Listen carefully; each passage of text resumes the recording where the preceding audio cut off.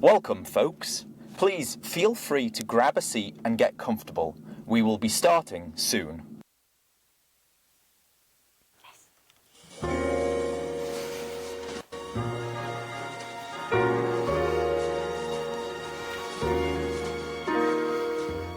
The city, a vast repository of stories, each one branching out like the threads of complex code.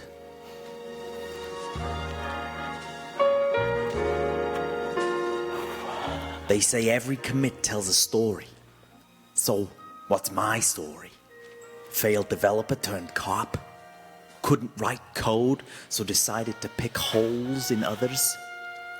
Maybe it's me. Maybe I'm the issue in this repository. All I know is I'm the city's most trusted InvestiGITor. Lately, something's changed. Whispers say there's a new kingpin in town, pulling all the strings from the shadows. Goes by KB. Whoever it is, they are the kind of criminal that doesn't leave fingerprints on the keyboard, just a trail of cryptic commit messages and coerced histories. Anyway, this city is my home directory, and I'm here to clean up the code smells and corrupt blobs, no matter how many conflicts I have to resolve. Welcome to Crime Scene InvestiGITor, the case of the naughty commit. Welcome, ladies and gentlemen, to your very first day of Detective Academy. I am Detective Cadell, of course, and you have all just graduated from basic training or some weird akin to that. Here in Detective Academy, we play hardball, okay? Who am I? I'm a principal platform engineer for Android at a company called Babel in Berlin. We make a language learning app. When I'm not Androiding or platforming, I love Bash, the terminal, and got really obsessed with Git. Now, if you enjoy anything you see during your careers as a Git detective, then please feel free to check out my own very silly YouTube channel if you'd like more crap like this. As it's your first day, we have a jam-packed schedule for you wannabe detectives. Of course, we're going to start with a quick Git rundown. I know you've been through basic training, but I need to make sure we're all on the same page. This is not an introduction to session. You are professional detectives, or you will be. Next, we have very excitingly a mock fake crime scene that we've set up for you. We're going to go to the crime scene, travel back in time, try and discover when the crime occurred, maybe recover any destroyed evidence, and of course, bring the criminal to justice. Now, everything that we cover here today will be included in this Linktree link here. It'll pop up throughout the slides, the day, I don't know, whatever, at this URL. And also, you're welcome to take photographic evidence as you're doing, but please don't panic, because everything you see here will also be in the Linktree. Don't forget to tag me on socials. The last thing, it's very important, I need to introduce you to somebody very special to me, my partner for many, many years, Detective Refi. Hey, nice to meet you, folks. Refi is an incredible sidekick. He is the Robin to my Batman. Despite what this guy says, I'm the real brains of this duo. Somebody's got to keep Detective Cadell from walking into open manholes. Refi, that was like 2 or 3 times maximum. Thank you for making me look like an idiot in front of the students. Anyway, Refi has our back. He's excellent. He'll come with us today. The final thing to note is that being an investigator, a Git detective, is not about assigning blame to an individual person, but it's more about being able to use the power that Git gives you to identify when, where, and how a problem occurred, and so that you can quickly be the Git hero to solve it for your team. Let's dive in. Transition. Git, of course, is a version control system, meaning that it tracks changes to your repository, your folder, over time in these wonderful theoretical things called commits. Every time you see a diagram like this, wow, that's big. Okay, every time you see a diagram like that, each of the circles represents a commit, a snapshot, a moment in time that is saved. Commits all have unique IDs, and these are just SHA-1 hashes that have actually been generated from the contents of the commit themselves. We'll come back to that a little bit later. Commits all obviously have a reference to their parent, so the commit that they came from. So this is the correct way of doing the diagram with the arrows pointing backwards, because C knows about its parent B, but B doesn't know about the children that it's had, C, something like that. So every commit has a parent, and this creates something called a DAG, or a directed acyclical graph. Ooh. It's just a fancy way of saying you can pick any commit in time, and through its lineage, find its way right back to the start of history. So every commit has a parent, and we'll look at that a little bit more later. Apart from merge commits, they have two parents. Hopefully that makes some amount of sense. We've looked at these theoretical Git commits, right? These sort of containers for snapshots in time. But Git needs some other object types in order to recreate the sort of folder structure and the state of files. And these are trees and blobs, and they're very easy to understand. A commit is the overall container, the overarching container for that snapshot in time, and each commit in its metadata points to exactly one tree object. So within a commit, there's a tree object. And a tree is just the printout of a folder, basically what is in the root directory of your project. So if trees are folders, then blobs can be thought of as file contents. And of course, trees can point to other trees, aka subdirectories. And this sort of amalgamation of these three different object types is how Git creates or visualizes your folder structure in that moment in time, from the commit to the tree to the trees and blobs. But where are these things, right? This is very theoretical. Surely as detectives, we should be able to manipulate and mess with these things. Where are they stored? Great question. They are actually stored on your machine. Inside of every Git repository, there is a folder called the .git folder. And within that hidden folder, there's an objects folder. And within that folder, all of your lovely commits, trees, and blobs live happily side by side, enjoying their life as Git objects. So your code throughout history is there on your machine. How are they stored? So let's just take an example of how Git turns your plain text code into objects, and we'll just use a blob object for this example. To start with, we have our code, we can read it, great. Start off, Git hashes the contents of your file. So it'll hash the contents, giving us a SHA-1 hash that we just put to one side for now. We'll come back to that. Secondly, it takes the contents of the file and compresses it using zlib, making it smaller on disk, more efficient to store. And finally, Git goes to that .git folder, the objects folder within it, creates a folder with the first two characters of that SHA-1 hash that we've seen before. That's weird. We'll come back to that.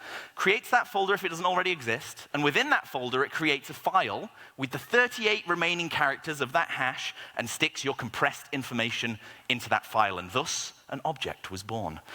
Why is Git doing that two-character folder thing? It's actually Git efficiency, and it's one of the reasons that Git is one of the best version control systems out there. It's because it's got lots of these little efficiencies. This is, imagine if that objects folder had just all of the object files side by side, hundreds, maybe thousands. Every time it does some sort of walking the graph or some Git operation, it might need to index through all of those files. Whereas here, with this approach, it needs to index through a maximum of 256 folders, because of hex. Right? And then within that, a subset of files. So it's an efficiency. So as detectives, we can see where the files are. How do we interrogate them? We can't just cat out the contents of these files because they're compressed gobbledygook nonsense. But we're professionals, and we have tools for the job. And the tools that I'm talking about, of course, is Git itself. It gives us lots and lots of commands to mess around with these objects. And just a quick raise of hands, you knew this was coming. Raise your hands if you use Git from the terminal as it was intended to be used regularly. Good, good, good. I see those of you who kept your hands down. Okay, today we will be focusing on Git commands in the CLI because it's kind of, quotes, the hard way. It's not really the hard way, but we're going to learn it like that so that when it comes to the time for you to go back to your gross little GUIs, your source tree, your tower, you'll at least understand the concepts deeply behind that button that you're pressing. Does anybody know roughly how many Git commands there are? Just yell it out. Anyone? A number? 200 over here? More? Less? 20? Bit more than that. All right. It's about 149 Git commands, and they can be broken up into two categories. Porcelain, which you can think of as the friendly, user-facing Git commands that we use to interact with the Git system. Add, commit, branch, And then you've got the plumbing commands. These are the dangerous, scary ones that lurk in the shadows. These are the commands that Git itself uses to Git things, and also are really great if you're ever writing scripts for Git. So there's two categories. Now, we know there's objects, we know those objects exist as files, and we know we have some tools in the command line. So let's start seeing some of the commands that will help us interrogate these objects. First of all, revlist, the plumbing command, lists out, with these arguments, all of the objects our repository knows about. Okay, fine. And you might be seeing that there, their hash, and in the case of blob files, the name of the file. You're probably thinking, oh, what an idiot, he put readme up twice. Silly goose. No, I did that on purpose because, remember, it stores changes over time. So the bottom readme there might have been your initial version of readme. And then a couple commits later, someone might have edited the readme file, and thus a new blob was created. Ooh. What about reading the objects? Remember, we can't just cat out those object files because it's compressed, but Git gives us a solution for that. Git cat file. Yay, it's easy to name. And you can take any of these object hashes, their IDs, and pass it to cat file. And there's two main modes of operation I want to tell you about. -t reports back the type of object that you're looking at. So if I give it a hash that points to a commit, then it tells me commit, or a tree, or a blob. Fine, bit boring. There's a better one, and the one that I use all the time, which is -p, for pretty print, or give me that thing in an actual readable format. And it looks like this. You pass it a hash that just happens to be a commit, and you get this sort of output. Looks somewhat familiar, right? It's a commit message and a commit author, a parent commit, again, creating that DAG. So that's its pointer to the commit that came before it. And all importantly, as I promised, that tree object, that single tree object. So let's take that tree object hash and put it into the same command. And ooh, we get a different output. It's like I've LS'd a folder. It's just it's a list of files and subfolders, or blobs and trees. Ooh. Okay, let's take the last bit. Let's take a blob object, take the hash from that, and stick it into the exact same command. And we get, finally, outputted, plain text, we get our code right back in front of us. Nice. Now, if anything that I just told you was interesting or exciting, or you'd like to learn more, then guess what? A very handsome cave explorer, roughly 2 years ago, took a group of very enthusiastic cave explorers into the cave called the .git cave folder. Yes, and they explored it deeply. Oh no, get that out of the fear. Okay, cool. And they explored it deeply, under the hood, how Git works, etc., etc. So check that out on the DroidCon content website, or on YouTube. Detectives, there's been a horrific crime. I'm going to throw up at some point. Oh my goodness. Students, oh my goodness, that crime scene is horrendous. Some monster has left that for us to see. Now, I promised you a mock crime scene, a fake crime. I guess nothing's better than the real crime to learn on day one. I'm sorry, but you're all adults. Just hold on to your constitutions as you look behind the barrier. I'll be waiting for you on the other side. Good luck. Broken unit test is the crime. Oh God, who could have done such a thing? Who would do something so barbaric? Oh, Refi, I have no idea. Some criminal, some monster left the unit test just dead, lying on the floor for everyone to see. It's days like this that make me question being a detective. But don't you worry, Refi. With the tools that Git gives us, we'll catch this perpetrator. Oh, yeah. Thank you. Refi, in order to catch this criminal, we have to go back in time. We need to essentially time travel back to when the crime happened. Hey, dreamer, come back to reality. It's not like we've got access to a time machine. Well, Refi, you've been doing this job for long enough. You know we essentially have, and it's called Git. Because Git stores changes over time, meaning we can jump back in time and see how the folder looked then. And there's a couple of different modes of time traveling in Git I want to tell you about. So number one is the just visiting variety. It's pop back in time, have a little look, and when you're ready, return to the present. There's the do and undo. It's rewind time. That's a terrible Will Smith impression. That basically takes something that you've done from the past, some changes, and flips it, inverts it. Or there's the one I like best, danger mode, which is traveling back in time, but a little bit more permanently. Let's look at each to understand them. Just visiting version use the git checkout command. Usually we use that for switching branches, but actually checkout can take any kind of ref, and a ref is just a human readable nickname for a commits, a moment in time. So we could pass it a branch name, obviously, tip of a branch as a commit. We could pass a relative reference like head, where we are now, or head -4, or a specific commit hash. And let's see this in a visual demonstration, because it makes way more sense. Words. You're going to see this slide a lot, and this is a very simple representation of our history. And in each one, there's a letter. The letter represents a big, really long hash, but I'm not going to do really long hashes, because that sucks. And it has always a pointer to head, where we are now. And if we're in a branch, if we're at the tip of a branch, it'll say the branch name above it, so main. And then in the bottom, we have file representations of some of the files in the .git folder that actually make this whole head thing work. For example, in the bottom right, there is a folder in the file in the .git folder called head. And inside of that, it contains the string ref's head main, which is just the name of another file in the .git folder, which is here, and that file contains E, so our actual commit hash where we are now. Good. Let's use this visual representation to help us learn. So, going back in time, just visiting, we do git checkout and C. Let's jump to C. Immediately my head moves, okay? The content of the head file has even updated to be a specific hash, and we're now in something called a detached head state, which is a really terrifying way of basically just saying we're not pointing to the tip of a branch anymore. Okay, cool. If we want to jump back to the present, git checkout E, or git checkout the name of our branch, main in this case. Easy. What about do and undo? That uses the git revered command, which, as I said, takes any ref, any moment in time, looks at it, and does the complete mirror opposite of it. Okay, let's have a visual representation. Here's our history. Git revert and E. So the commit I'm on now, whatever changed in E, do the opposite of that. So we'll actually move forward in time, but F will be created and will be the complete mirror opposite of E. So, for example, if E's diffs were minus startup, add cleanup on the left, then F would be add back startup, remove again cleanup. Easy peasy, revert. And finally, danger mode, the best one. Haha, I'm in danger. I'm sorry, I couldn't not. I've got a problem.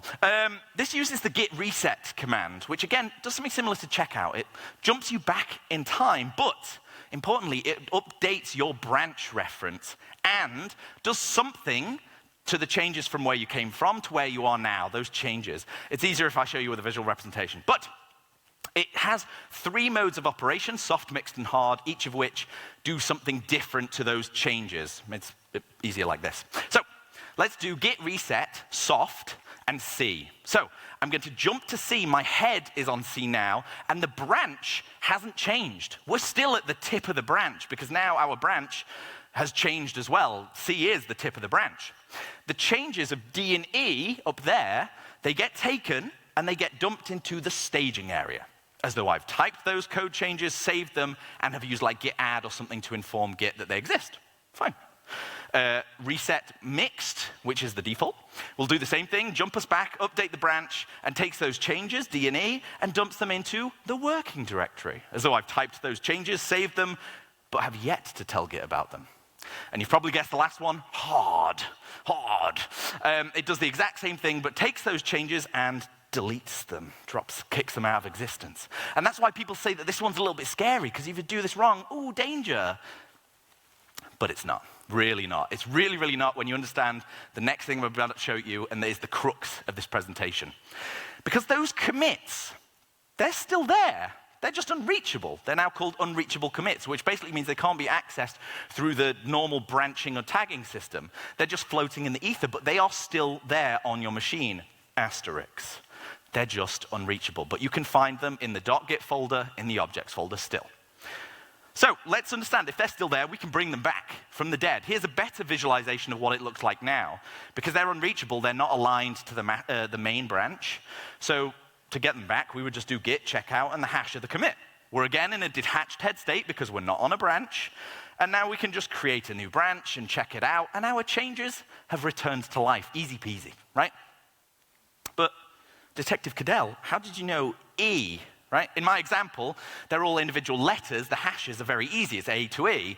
But what if it's like a real situation where it's like a 40-long hash, SHA-1 hash? Well, then I'd like to introduce you to a really helpful tool called reflog. Git reflog command. Now, if ever you do anything silly in Git or something you think like, uh-oh, I shouldn't have done that, then immediately, before you do anything else, git reflog and take a breath, okay? Because git reflog records when references are updated, aka when you use the checkout command, your head reference is updated. When you use reset, revert, it's updating refs, and git reflog is just keeping track of that constantly, just on your machine. So you can look at git reflog, see the commit that you were at before you did that silly action, and just use that commit hash to check it back out again. Cool. And just for full clarity, reflog is simply taking contents of files that exist in the .git folder. In the .git folder, there's this logs folder, refs folder, and in there you have files like this that are just keeping track of those changes. And here's the columns, right? The commit hash that it went from, and the commit hash that it's ended to. Who did that thing? It's you. When you did it, and the action that was taken to change that reference. Cool. Easy peasy. But wait. I said that those unreachable commits are still there, asterisks, until something. Until what? Garbage collection, maybe. Git has a very comprehensive, very wonderful garbage collection system to remove duplications, remove old stuff that it doesn't need anymore, and make things smaller on disk. Shh. Okay.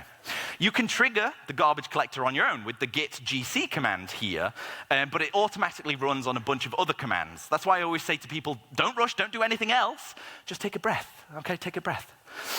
And what git gc actually does, mainly, is it takes our way of storing objects currently, which is in loose objects. So all of our objects are just in the objects folder, thrown in there, jiggling around, and it deletes them. Now, it takes them and turns them into something called a pack file. Now, I'm not going to go into pack file because it's amazing, and it's the thing that set Git apart from all of the version control systems, but that very handsome Cave Explorer did go real deep into pack files 2 years ago, so please feel free to check that out. Links in the link tree. Anyway, for us, we're looking at git gc because it might possibly clean up unreachable commits. So, Refi, we've got a problem. We've been just jumping back in time randomly, and we've not found this crime scene at all. This is not the way. Shit. Man, this search is gonna take a lifetime. It's like looking for a needle in a haystack. Yeah, I know, Refi. Do you know what? We've been using a bad method here, right? We're going back in time randomly, sort of guessing when the crime happened. But we need a tool to help us figure out when a crime happened. And it just so happens, Git gives us exactly that. And it's called Git bisect. Bisect meaning to cut or divide into 2 equal parts. And if you don't know about Git bisect, I'm so grateful that I get to be the one to tell you about this amazing tool. It basically finds a moment in time for you in your history using a binary search, okay? And what is it looking for? Well, that's totally up to you. Let's see an example. Here's the history. To start the bisect process, I do Git bisect start. And that says, hey, Git, guess what? We're in bisect mode. We're going to do some crazy jumping around and getting some weird information. And Git's like, yeah, I'm ready. Then you need 2 other pieces of information. A good reference, so a good commit hash that you know about that was good. And what's good? Well, that's up to you. What are you looking for? In our case, the unit tests were broken. So good is when the unit test was still working. So we know right at the start of history, terrible example, you'd use a more recent commit, but right at the start of history, our tests were still working. And of course, then we need to put in a bad ref, commit hash of when the tests were broken. Oh, they're broken, that sucks. And again, I've just used the most recent commit, but again, you might want to narrow down that search range. Now, once Git has those pieces of information, it springs into action. Immediately, it will check out the middle commit in that good-bad range, will be in a detached head state, and then it'll do nothing. It'll just sit there because it's waiting for input. It's waiting for you to tell it if this commit is a good or bad commit, if this commit is lower or higher, right? So what do? We find out the answer. We run our tests in this situation. The test passed. So amazing. So Git can immediately eliminate that commit and everything to the left of it. We're not interested in that anymore. Now, it takes the remaining range, checks out the middle commit, and again, sits and waits. We run the tests. This time the tests failed. Grim. And Git, again, it can't eliminate that commit, but everything to the right of it, it knows at least it was here where the tests broke. It then takes the remaining range, which in this case is just 1 commit, checks it out, and we must answer the question once more. In this case, the tests pass. So Git, with just 3 checkouts in this very easy scenario, was able to pinpoint F. F is the bad commit. F is where the tests broke for the first time. Ugh. We finish off with a Git bisect reset to say to Git, okay, you did good. You did good, buddy. Rest up. No more bisect mode. We're back to reality, and Git will put you back to the tip of the branch. But we've got it, Refi. We've got it. B99 is our naughty commit. And look at this, Refi. Look at this for a commit message. Made some good changes, ya klar. Do you know what? We can use this information to find out the criminal. Easy peasy, job done. We're going to use git show B99. And immediately you can see the diffs as well, how and where the unit tests were broken. Disgusting, I'm sorry to put such graphic imagery on the screen for you. But even better, every commit has an author. So here we go, here's the, mystery user. Well, okay, they've obfuscated their identity. Curses. I thought we were hot on their tail. It looks like the perp's gonna get away with this. Well, hold on a second, Refi, hang on. Look at this. The perp's left a clue. This secret.txt file that wasn't there in the present. Folks, I know that we're having a very serious situation today. There's a gross crime that's happened, and I feel bad for asking this, but it is tradition for everybody's first day at Detective Academy to be in a cadet class photo, so we will just take that so that we can enshrine your images along the halls of this precinct with the other people that were detectives. So here we go. If you don't want to be in it, hide your face. Oh, God, I look like an idiot. Where's the top shelf? Top shelf? Clicking. Okay, stop it. Come on. Serious, there's been a crime. So, Refi, we can see that the perp tried to destroy evidence, right? In the most recent commit, G, there's no secret.txt file. It's not there. But when we check out B99, all of a sudden, there's that secret.txt file. Ooh, let's read it. Let's open it up, and it probably tells us something useful. And it's all just gobbledygook nonsense. I can't read that. Kind of looks familiar somehow. Anyway, don't worry, Refi. We'll send it to the techies, and we'll carry on our investigation. Hey, partner? Yeah? Out of pure curiosity and educational purposes, if the perp had been smarter, how would they have properly disposed of those secrets? Interesting question, Refi. I like your thinking, because in order to catch a criminal, we need to think like a criminal. Brilliant, Refi. Let me show you how we would have properly got rid of those secrets. Ooh. The problem that we've got, of course, is that at some point this secret.txt file was added, and at some point, call it the next commit, it was deleted, just the file. But as hopefully we already know, Git has the ability to recreate any moment in history, so those objects, those blob objects and tree objects, they're still on our machine. Uh-oh. And the other problem is, on our perps machine, right, that's one thing, but the moment that they push those changes, other criminals, other developers might have that exact same secret.txt blob on their machine. It's propagating this problem out there.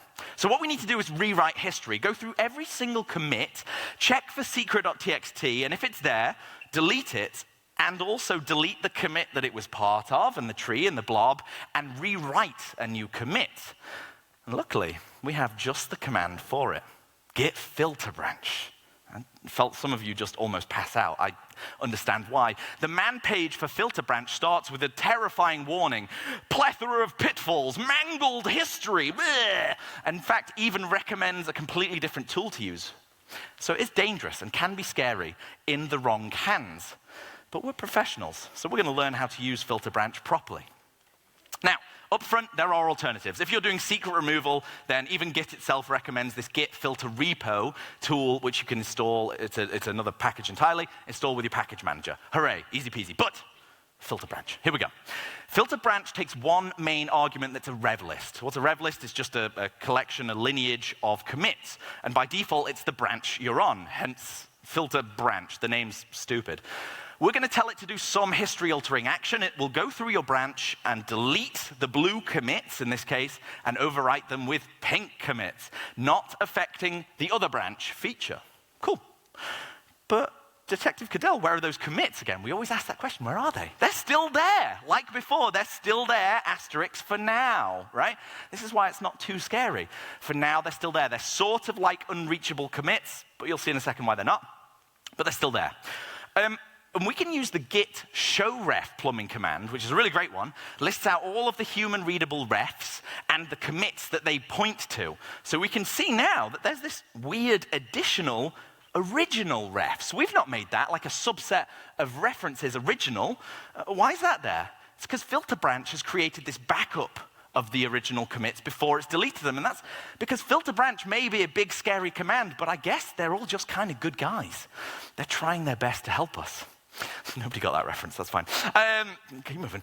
What about git garbage collection? Would that destroy these things? Well, let's see. If we ran git garbage collection now, those commits are safe because they're pointed to by that reference original refs. So they're not unreachable technically at the moment. We can even use that reference to check out those deleted changes, and immediately we have our code back that we just nuked from the face of the earth.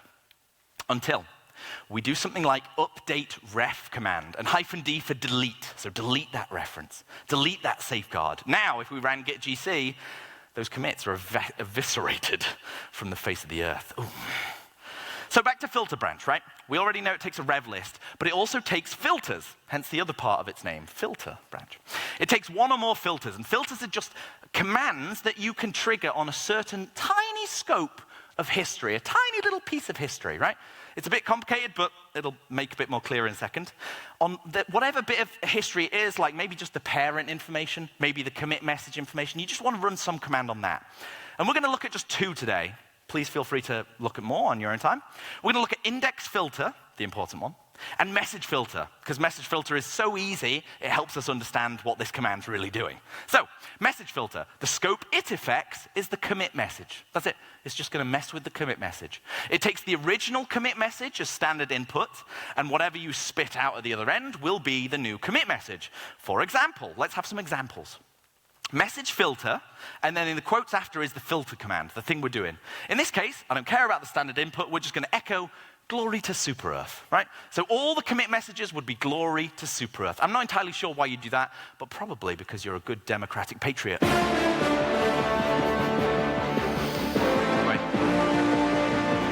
Okay, like, for those of you who got that reference, I hope you're enjoying it as much as I am. Those of you who didn't, go play Helldivers 2. Sorry, plug.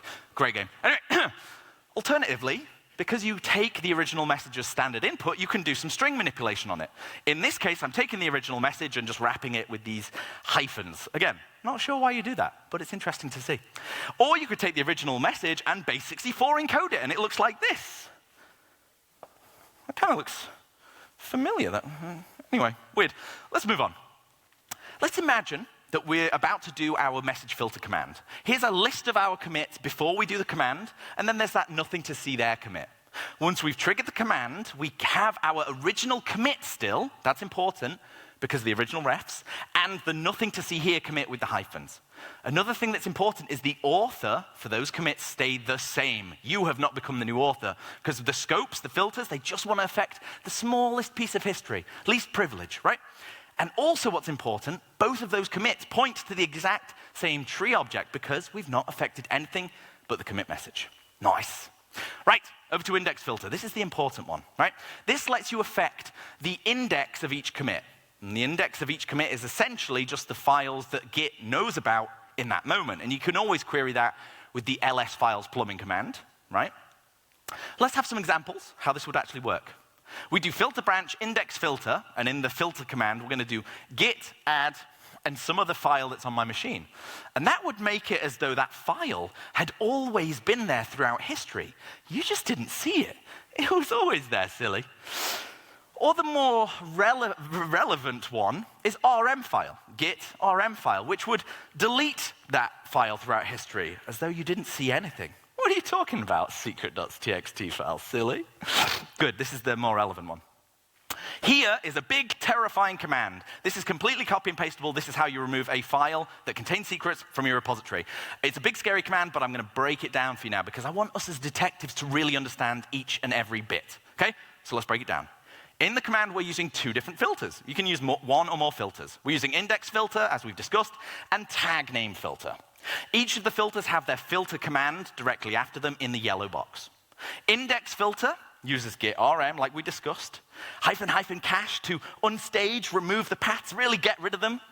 Ignore unmatched is amazing because if the file that it's looking to remove isn't there, usually it would complain, but here it would just skip over it. Why is that important? Because the secret.txt file might not always have been there throughout history. And of course, the path to the file you want to kill. Get rid of. tag name filter is the other one, and this simply updates the tags, the name of the tag. So it takes in v1.0.1 and spits out something else. And here, this cat is a documented thing in the Git man pages. It's literally going to take in the version name and spit it straight back out again. It's going to do no manipulation. But why it's important? Because you might have tags that pointed to commits that now no longer exist. So this simply says, okay, there's your new commit, there's your new commit, there's your new commit. Easy peasy. The filter branch command has a couple of options. Prune empty is awesome, because if the original commit only added the secret.txt file, right, and now that that's gone, we've essentially got an empty commit, and Git doesn't need empty commits, so it'll just prune it from history. It'll just go, that was all that was in there, gross, get out of here. We've got force as well, which is awesome, because again, it shows filter branch is just a good guy, it's trying its best. Without this force flag, if you ran this command and filter branch saw that you had original refs already, it wouldn't run. But with hyphen force, you're saying, yo, I'm crazy. Run that command. I know what I'm doing. Nice. Hyphen, Unixy thing, it basically tells the command that you're running, that's the end of the options. You're now about to get the all-important information, which in this case is a rev list, and in which case is hyphen all, which means all branches, all tags. Ooh, and that's the command. Hopefully it's a bit less scary now, you understand all of the bits. But even with that, if you run this command for your own use cases, and you're still a bit worried, you're like, oh, I'm not sure if I've done something right, then don't panic. Because when you hit enter, number one, there's still time. There's genuinely still time. Like, the command won't actually trigger or do anything for at least 5 seconds or so, right? It'll just say another warning, hey, you can still hit Control-C, it's okay, and wait for 5 seconds before it does something. And also, look, again, it quotes back to that other repository. So that's don't panic one, but there's another don't panic as well. Because if you've taken away what I've said before, then you know that the commits that you might have just destroyed or eviscerated, they're still on your machine in the original refs. Cool. Again, that's the one you want to use if you want to do secret removal, easy peasy. But you like a challenge. And finally, the last piece of this puzzle is those other criminals, those other developers that might have the same blobs. And unfortunately, there's no particular good way around this. You need to do a force push because you've rewritten history. You've overwritten history and it no longer matches up. You're going to have to use the hyphen all flag to say, I want to push all of the branches, all of the tags. And my only recommendation is, if you're doing this, do it with your team. Don't just surprise them like, hey, history's changed. See you later, I'm off to holiday. Sit with them, get with them so that they know that something crazy is about to happen and they might need a bit of help. Detectives! It was base 64 encoded. Reffy, of course it was base 64. I should have realized it. Oh, okay. This is exciting, Reffy. Let's decode the secret and see what it says. Oh, it was me. It's a confession, Reffy. We've got him dead to rights. Your partner... Reffy? I'm sorry, partner. It was either me or you. I didn't have a choice. He told me he'd revert my child commits if I didn't do what he said. Reffy, how could you do this to me, partner? We've known each other for years. You should have spoke to me.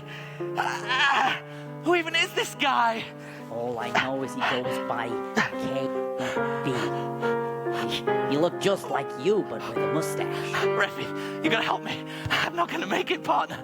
Help me, please. I gotta go. I'm sorry. Reffy, no.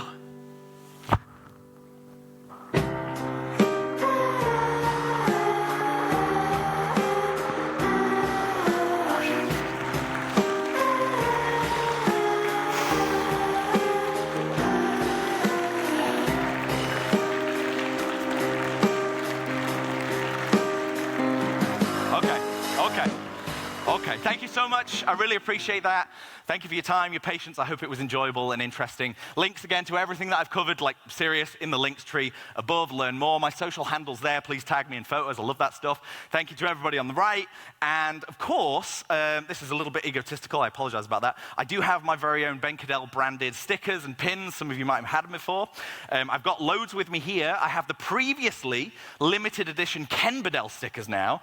And I have this year's ultra mega limited edition Reffy stickers, right? There's only like a few in this box. So if you want a Reffy sticker, unfortunately I have to put a gate around it. To get a Reffy sticker, you just have to show me a previous bit of merch that you've got from me in the past, and that's it, you'll get a Reffy sticker. Anyway, I'm gonna go out that corridor to the main hall so that we leave the stage for the next person. But thank you so much, I really appreciate your time, and have a great rest of Android makers. Yeah.